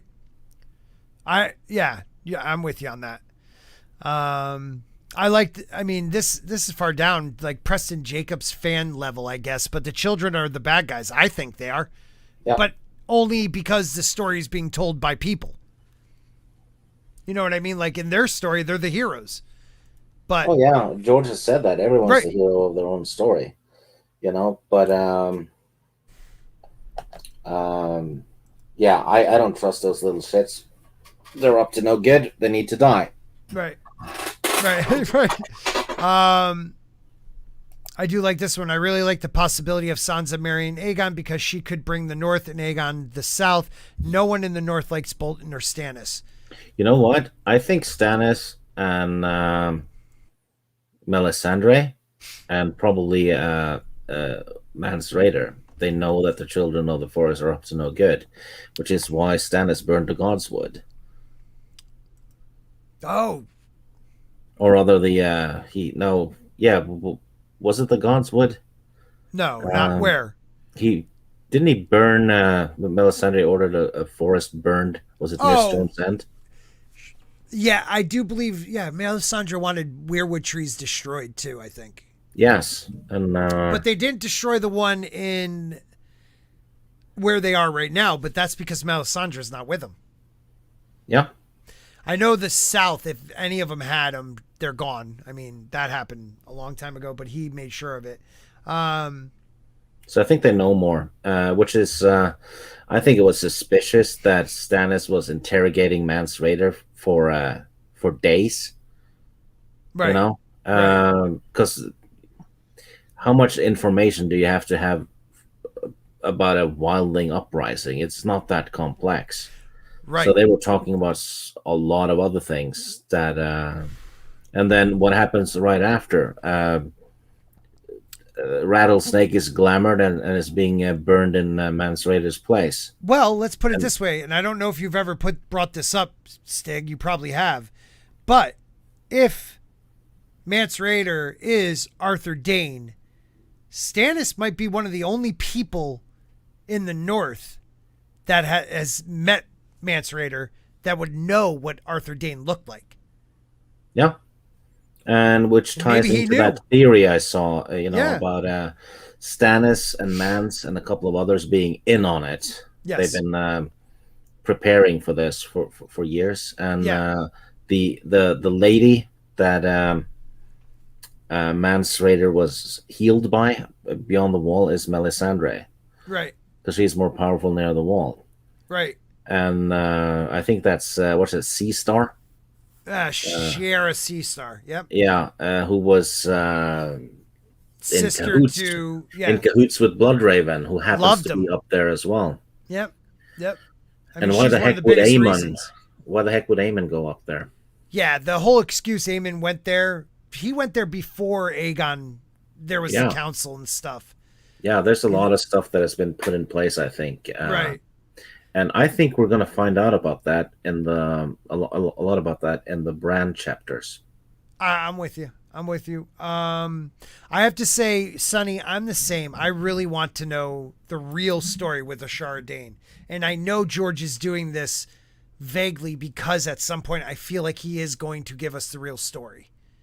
Like, I think the real story of the Harrenhal tournament and stuff that happened after that, like, that's the story that we need to know. Yeah. You know? Like, I think that's why Book 6 has taken so long, too, because there's so much shit to wrap up. Yep. And a lot of the players are in a position where they will learn stuff. Yes. Right? That's right, the next step. Yes. You know? And I'm not making excuses for George Martin, though. 10 years is more than enough. Right. You know? Right. Well, I think that's why the Dragon Demands, he said that he thinks that the Winds of Winter will be coming out by the end of this year, I think, because his reasoning was that the Broadway play, the Harrenhal thing, and that he is, I guess it said that he's scared that it'll answer questions. Well, yeah, that he had said that the stuff that happened at Harrenhal is part of the big mystery, and so it wouldn't make sense for him to go ahead and have that Broadway play come out before the Winds of Winter. The Dragon Demands is an excellent channel. Yeah, I love that guy. Would love to have him on the show. It'd be awesome. But I think you have a valid point there, Teresa. The way he's talking, unless he's again lying to us, I can't see him being done. Like them being done, edited the book, second draft. I can't see it being done by December. Okay, well, maybe not December. Whenever the hell that show, the Broadway play is. Maybe it was the end of 2022. I don't know when it's supposed I could believe that the end of 2022. Whenever the Broadway play is supposed to debut. Because as much as I really don't like what he's doing, and I think he's being unfair and he's being cruel, blah, blah, blah. Yep. He also, I don't think, will let another adaptation try to ruin take his story in another direction. Yeah. You know what I'm saying? Yep. And so many people don't even think we're getting this book, which blows my mind. It's, people I respect. I love Gary. I love. I think we're getting this book, but I'm worried about 7. Yeah, and I wonder. Yeah, if that's I don't think everybody's talking 7. About. Because I thought I heard Gary and a couple other people say we're not even getting this book, and I might be misrepresenting what Gary said. That I know he definitely doesn't think we're getting the 7th book. I pray we're getting the 7th book. Yeah. Oh, I man. think maybe he says both because that might be hyperbole. I don't want to speak for Gary. Yeah, because but I can't can remember see, exactly what he said. Even if he keels over and dies of the heart attack, I know he's going to have. Somebody's editing this now. book. They've got the Winds of Winter, but I mean, unless he's got the most amazing genes on planet Earth, a man of his age, a man of his health, a man of his weight, he can't dink around the way he did with the Winds of Winter. He'll be friggin' 85, 80, 90. Right. And the chances of him living that, I don't want to be cruel, but it's the truth. He is not in good shape. Well, we could make some reasoning, though, because he did say after book 5, he had written too much, so he had to just cut it off where book 5 ended. And he said he had 400 pages left over. So he started off book 6 with 400 pages. Do you think there was a lot of rewrites? Maybe, but he said 2 or 3 times, I think, that he had written hundreds of pages recently, right? Yeah. So let's say hundreds of pages. That's more than 200, so 300, right? Right. So 2 times 300 plus the 400, that's 1,000 pages. He did say book 5 was going to be 1,500 pages at least. So he's at least 2/3 done, kind of, with the actual writing. And then there's editing or whatever, right? Which he could be doing as he goes along too. I don't know, because he did say he always goes back and rewrites a bit in chapters. Yeah. Which means the first chapters are probably fairly spot on. The ones he released. I'm with you. Yeah, like the ones he's released. There's some of them are fantastic. Yeah. So and those look edited. Yes. Those aren't that's not on unedited pages. I'm telling you, the Aeron one, the Euron and Aeron one. Yeah. That is one of my favorite chapters ever.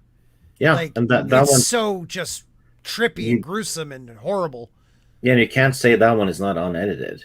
No, not at all. That belongs in the book. Yeah, hell yeah, man. And the Mercy chapter is fantastic. Like, yeah, I'm not big into the Elaine chapters, but it's getting somewhere. But like, there's so many great chapters. Like, we started to go over them, didn't we? Mm-hmm. You did some readings of them. I gotta look at. I gotta see which ones we did. I think he's book 6 is at least 2/3 done. Yep. That's my assessment, just by going with what we have, right? But the guy could have been lying. Right. I just don't see it. We don't know. But I don't think he's a liar. I think he's just a blabbermouth. I'm with you on that stuff. And he doesn't have an ounce of prudence in his body. No. Which is, it's I double checked the date, and it says that the Broadway play is due to premiere in 2023. So oh god, if he doesn't have it done by then, I will finally say, if by December 2023 we don't have book 6, I will definitely say in his lifetime we will not get this book. Yeah. Well, and it would make sense then that I'd need to double check the Dragon Demands idea as we were saying earlier, but by December of 2022, if we're going by that it needs to be done before the Winds of Winter needs to be done before the play, then we should see it by then. So the play is about Harrenhal, right? Yes. Okay, so Marby Dog brings up a couple mentions about, it is mentioned Jaime becoming one of the youngest Kingsguard. He was knighted and turned into a Kingsguard. Rhaegar wins the tourney and leaves without proposing to Cersei. Also gives the crown of love and beauty to Lyanna Stark instead of his own wife, passes her and gives it to Lyanna Stark, pissing off Brandon Stark and making Robert laugh. Tywin finds out some weird things about his wife, which a lot of people think might be... you know what, though? The play? Yeah. We don't know if that's going to follow the books. It could be following the show. Right. Some other crap. Or it could just be a stupid musical. But if it does follow the books, there is a lot of info we've already gotten. a Chardane, the Night of the Laughing Tree, the stuff the reeds tell us. Like, there's a lot we find out. Like, a lot of people believe that, Jaime says that Rhaegar, when he went on his last battle, he said, when I come back, things are going to change. And a lot of people believe that Harrenhal was his first attempt to show all the great lords and knights, or the great lords of the realm, that he should be king and his father should be deposed. Like, there's a lot that went on in Harrenhal. So I find that to be one of the coolest historical points we don't have enough information on yet. So I'd like to see what this Broadway play or musical's about. And Jake, go ahead. Oh, I thought you were going to say something. I'm sorry. I was going to say something, and then I accidentally unplugged my. Give me I boomered it. I was going to say it's going to be a. It's going to be a play. It's not going to be a musical thing. Oh, I might have to check that out then. It's Sporking News Podcast. You need to do more Mondays and keep people from watching WWE Raw Wrestling. Vince McMahon doesn't need the ratings. Hey, man, we're in the same state, me and McMahon. I'll take his ratings. Please, Jacob, pass that along. Last time I watched wrestling, Big Daddy was still doing it. The Time Prophet. Yeah, Bruno Sammartino. I met his son, I believe. All right. I don't know if you guys have another couple minutes. I just love talking about this stuff. I'm just chilling. I mean, okay. So Shireen's true purpose, Lightbringer, is now those are two separate ones. Shireen's true purpose and Lightbringer is the Night Watch. I like Lightbringer as the Night's Watch. That goes back to kind of the first hero type thing. Shireen's, I think the Lord Commander is Lightbringer. And that's why the 1000th or the 999 will be something? Lightbringer means Lucifer, and if you add all Bringer of the knowledge. Night Commanders, even the one that has been erased, Yep.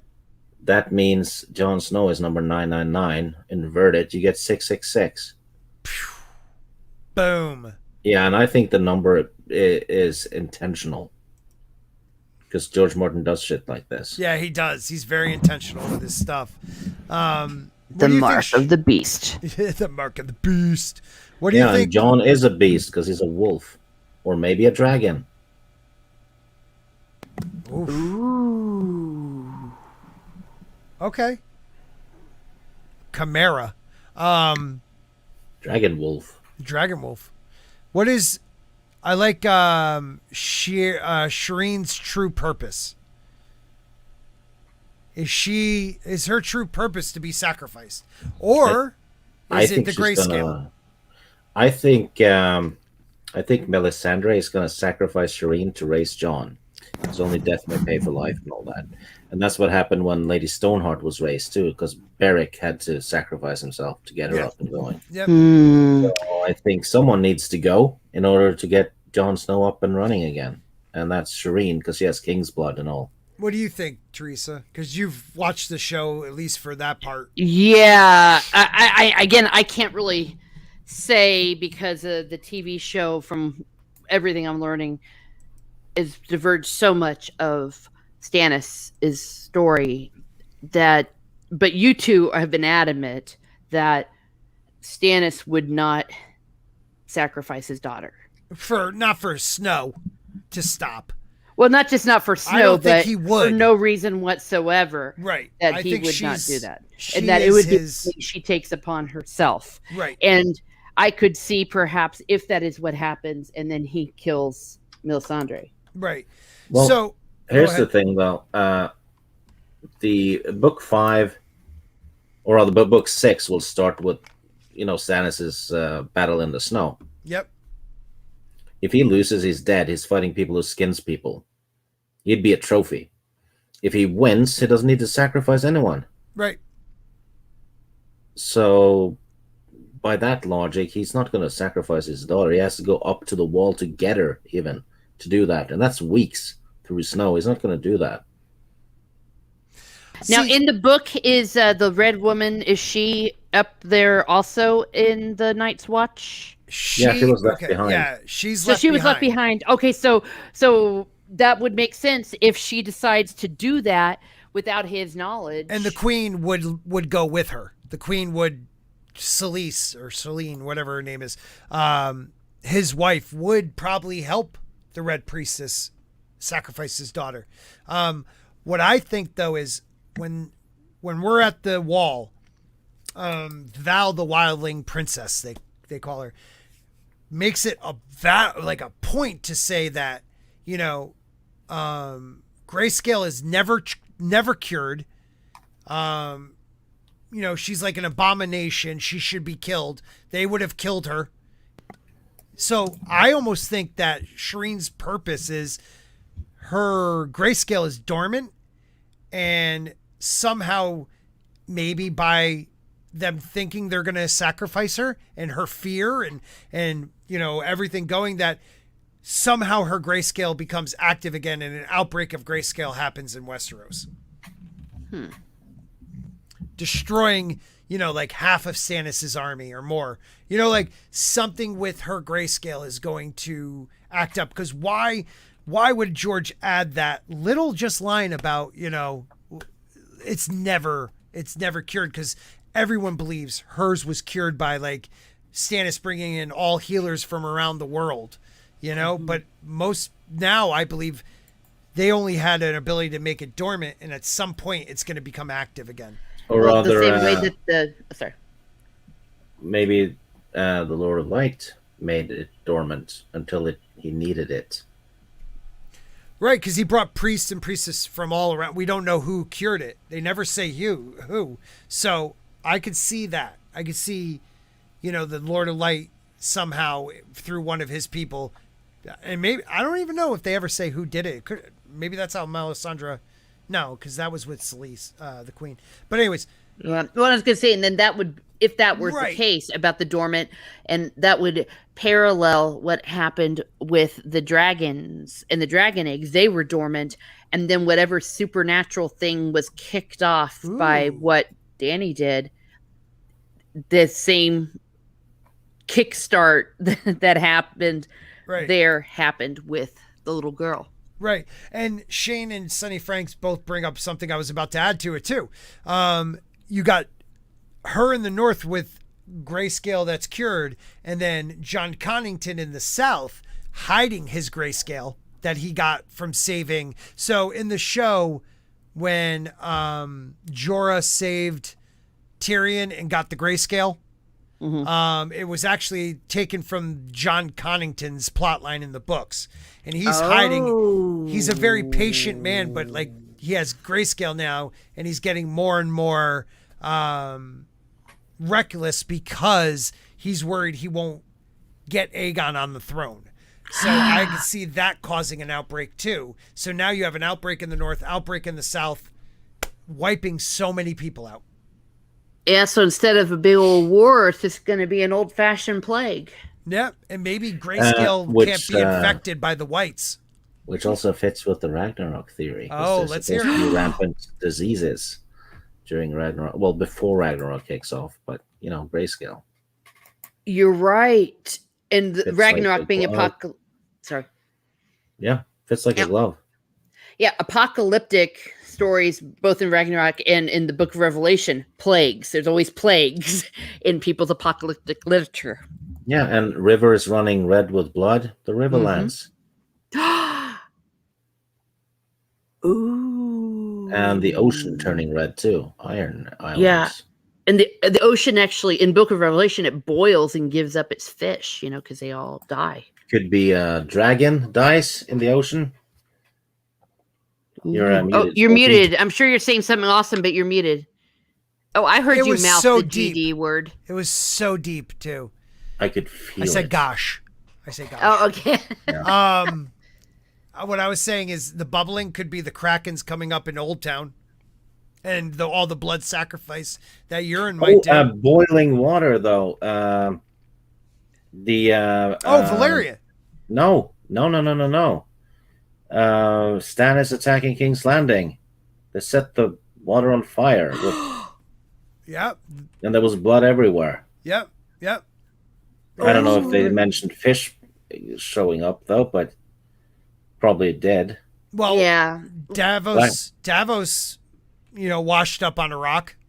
Yeah, Blackwater Bay. That's Yeah. boiling ocean right there. Shane says it. Plagues, famine, war, and pestilence. It's coming. Yeah. We just need the locusts. Yeah, right? Well, that could be the dragons. Yeah. Well, in a way, but think about it. They always, okay, random tinfoil one. If we're talking apocalyptic, the Reach is always talked about the breadbasket of Westeros. Let's say in this next book, there's some type of outbreak of locusts or something like that eat the harvests. No. Now, What famine about the would be sparrows? crazy. Oh, the sparrows, those bastards. That's probably not a locust though. Yeah, little birds, bastards. Oh. Let me see. And I'm gonna. Yeah, go get your book. I don't know. I got the Bible, but memorized. But I've got also a Norwegian lore thing that Stieg recommended. I'm gonna go cool. look that up. That's cool. Look it up. I told her to quit her job and buy that one. Yeah, one of the many things he convinced me to spend my money on. After you quit your job. I just wanted to look up some of the Norse stuff here. Let's see.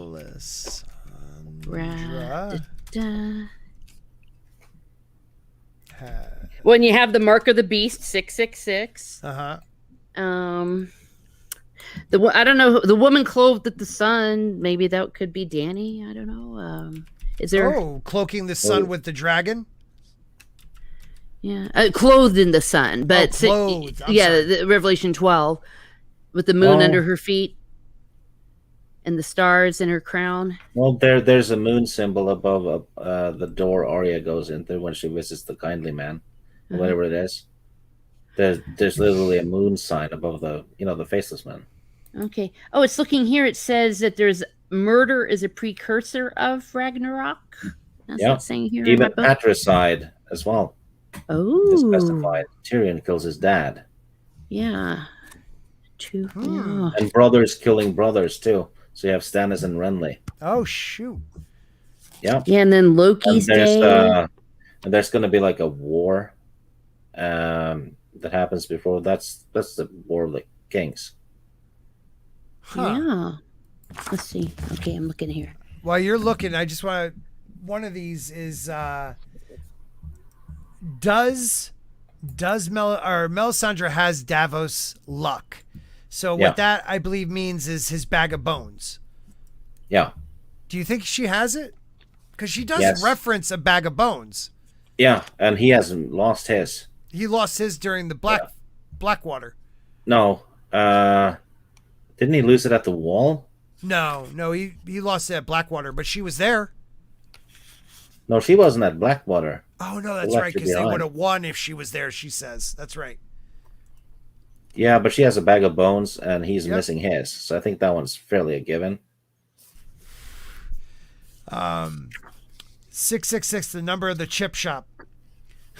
I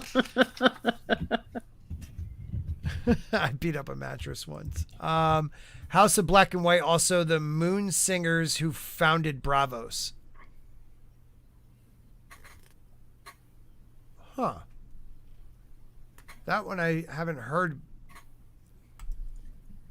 Oh, there's like the god of the sea here. I'm looking here. At the and they were invited to partake of a banquet in the coral caves at the bottom of the sea. The drowned god, maybe. I don't know. Yeah. Oh. And after the war stuff is happening, you're gonna have a great winter. Apocalyptic winter is gonna kick in. A long night, you're saying? Yeah. It says this winter shall last for the length of 3 normal winters. How's that not what's going on in Game of Thrones? That's interesting, man. Ooh. They do say it lasts a generation. It says it will be an age of swords and axes. Brothers will slay brothers. Father will slay son, and son will slay father. Yeah. And I guess Thor went and killed some dude with his hammer, and Have you watched terrific force full in his face, and the gods had saved themselves on the occasion only by fraud and by the violent deed of Thor, and these were destined to bring great sorrow upon them, and eventually to secure their downfall, to hasten the coming of Ragnarok. Have you watched that show Ragnarok? I didn't know there was one. There's one on Netflix. It's like a dub series. Andre from Midnight's Edge hated the first season. Said it embarrasses the culture. I like show? it. It's called Ragnarok. It's on. It's on Netflix. fuck that. It's terribly good. I love it. I'm gonna admit it. I love it. It's terrible. Oh, you know what happens? You know what happens before Ragnarok, though? What? A god named Tyr will chain the great wolf Fenris by its hind legs, and later on loses his hand as a consequence. That's Jaime and Bran. Holy shit! He pushed him off and chained him down. Gets chained up in a cave actually, and during Ragnarok, Fenris will break its chains and free himself, which Bran will take from the Weirwoods. Yep. Now, what happens with Tyr? Oh, sorry. Tyr loses his hand, but he will. Him and a wolf will kill each other. Okay. Now, according to this Stieg, if Finn, I'm not going to say his name right, he dies. It's like the Bran character dies. Yeah, all of them die. Well, yeah, it's Ragnarok, baby. It's Ragnarok. I know it's Ragnarok, but because I'm just looking at where it's talking about what would happen. There's even a stupid giant that can't harm people unless tricked. In Norse mythology, his name is Hodr. Oh, come on! No way. Yep. Hodr. Yeah, Fenris. Oh, and it also says that there's going to be some big old earthquakes because Loki's going to do something really terrible, and then there's some venom that's going to fall on his face, and he's going to go and then that's going to cause an earthquake. Yeah, and the Loki, the god of fire and trickery, hint, Lord of Light. No. Yes. Glamours and fire, right? He's chained up in a cave before Ragnarok. Dude, under a great tree. We went over this once before, but we should really break it down once again, because I think give me a book 2 to read and I'll read it and we'll really talk about this Ragnarok. Oh, I have a link. Okay. Yeah, I think you sent it to me like a year ago. So if you can send that again to me. Yeah, that's the one with the Game of Thrones references, but I have one for just Ragnarok send me itself. Ragnarok and I think we can do this. That would be a lot of fun. Yeah. Well, yeah, he gave me what is it called? I call it Norse mythology for dummies, but it's actually, Tales of Norse mythology, and it was written by some English chick, but she was an expert, and so she wrote it in English for we English speaking idiots who didn't know anything about it. So it's very basic. That's what you know who survives Ragnarok though? No. 2 children. One of them is named Leaf. I know that you told me that one once before. Yeah, that's one of the children of the forest. It's named Leaf. Yep. Oh my gosh, yeah. I'm telling you, man, you have stuff with this that is it just has to be. Yeah, the wall is the Bifrost Bridge that leads into the realm of the gods, right? Right. King's Landing is Asgard. Oh man. And you have on the wall, or rather the Bifrost Bridge, in Norse mythology, you have Heimdall, the Watcher. Mm-hmm. That's what he's called. And he's going to blow a horn when Ragnarok starts. Right. And Heimdall is the wisest of the gods and all that. Right. Sam Tarly, he has a horn. He's a Watcher. He is. He's the wisest, probably. And he's born on Horn Hill, And of course, that's also got its equivalent in Christian mythology with the trumpet, the blowing of the different trumpets. Yeah, Hodor, right? Hordur. Damn, look at all this. Yeah, and then you have a goddess named Idun, who's like a virgin, a beautiful virgin everyone wants to marry, and she gets kidnapped by a giant and taken to an eagle's nest. Right. And she's later on during Ragnarok going to supply the gods with nourishment, food. Just going to give them apples. Sansa, incidentally, is the name of a type of apple. Eden. Okay. There's something called the Sansa apple. Yeah. Did you say her name was Ida or Eden or Idun? Oh, I was looking at the English. I was looking at the Englishy, so it's ID. Yeah, and Hodor, and gosh, look at all this stuff. And then you have one called Njord, who's a sea god who was part of a rebellion against the other gods. They lost, and he got thrown ashore to live with wolves for 9 years. He's also described as genderless. Right. Oh. I mean, Theon lived for not exactly 9 years with the Starks, which are wolves. And genderless, that fits. Right. Fits too well. That's crazy. Oh my! And then you have a dwarf named Fafnir, who kills his dad, who's the richest man in the world, and later becomes a dragon. Right. Oh God. You can't make this stuff up, dude. No. Oh, and look at Hodor. Oh my gosh. Yeah. I'll send you a link to. I mean, it's a beautiful book too, because it looks pretty as well. Awesome. By Helen A. Guerber, Guerber. It's written in 1880, and it's a great book. Like I will definitely check that out. That's so cool. Yeah, look at all these. Yeah, look at all these names. I'm just going through the index. I'm like, damn, there's even more names that sound like the different characters. We'll have to check it out, but we're going to wrap it up because I might jump on, go check out Comics Division and those guys for a little bit before I go to bed if they don't start too late. But yeah, we got to talk about this behind the scenes. I think this will be pretty cool. But I'd like to thank everybody for coming out tonight. Yay. We had a good time. Again, one of our chill streams. So if you jumped in and you're like, wait a minute, this isn't like the wacky dude on Wednesday and Saturdays. Side note. George Martin said if you rip off one author, it's plagiarism. If you rip off 1,000, it's research. That's absolutely true. He did say that. I love that. I freaking love that. So, Stannis, do you have Stannis? Yeah, well, Stannis Stig. You want to plug anything, my friend? No, I'm just going to be on Alora's channel on Thursday for the Star Wars coffee chat. But tell her I said hi. Yeah, and Teresa has something to plug though. Yes, Teresa. Oh, yes. My channel here on Miss Smart Muses, where I talk about what makes me laugh, makes me cry, makes me happy, makes me sad, or just really ticks me off.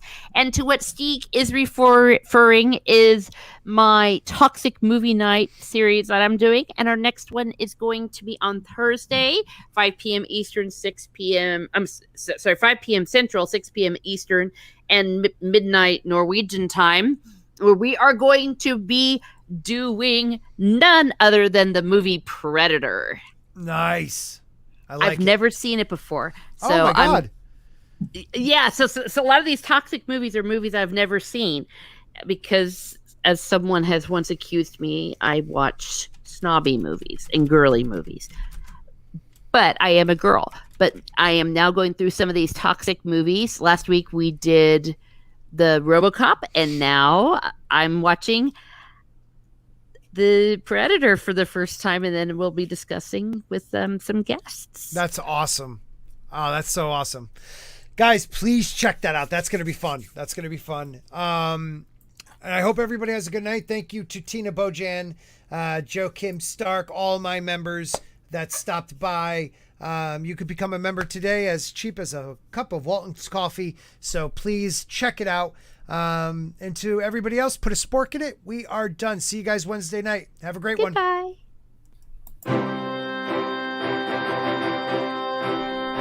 I did a peace sign like a little pop Asian girl.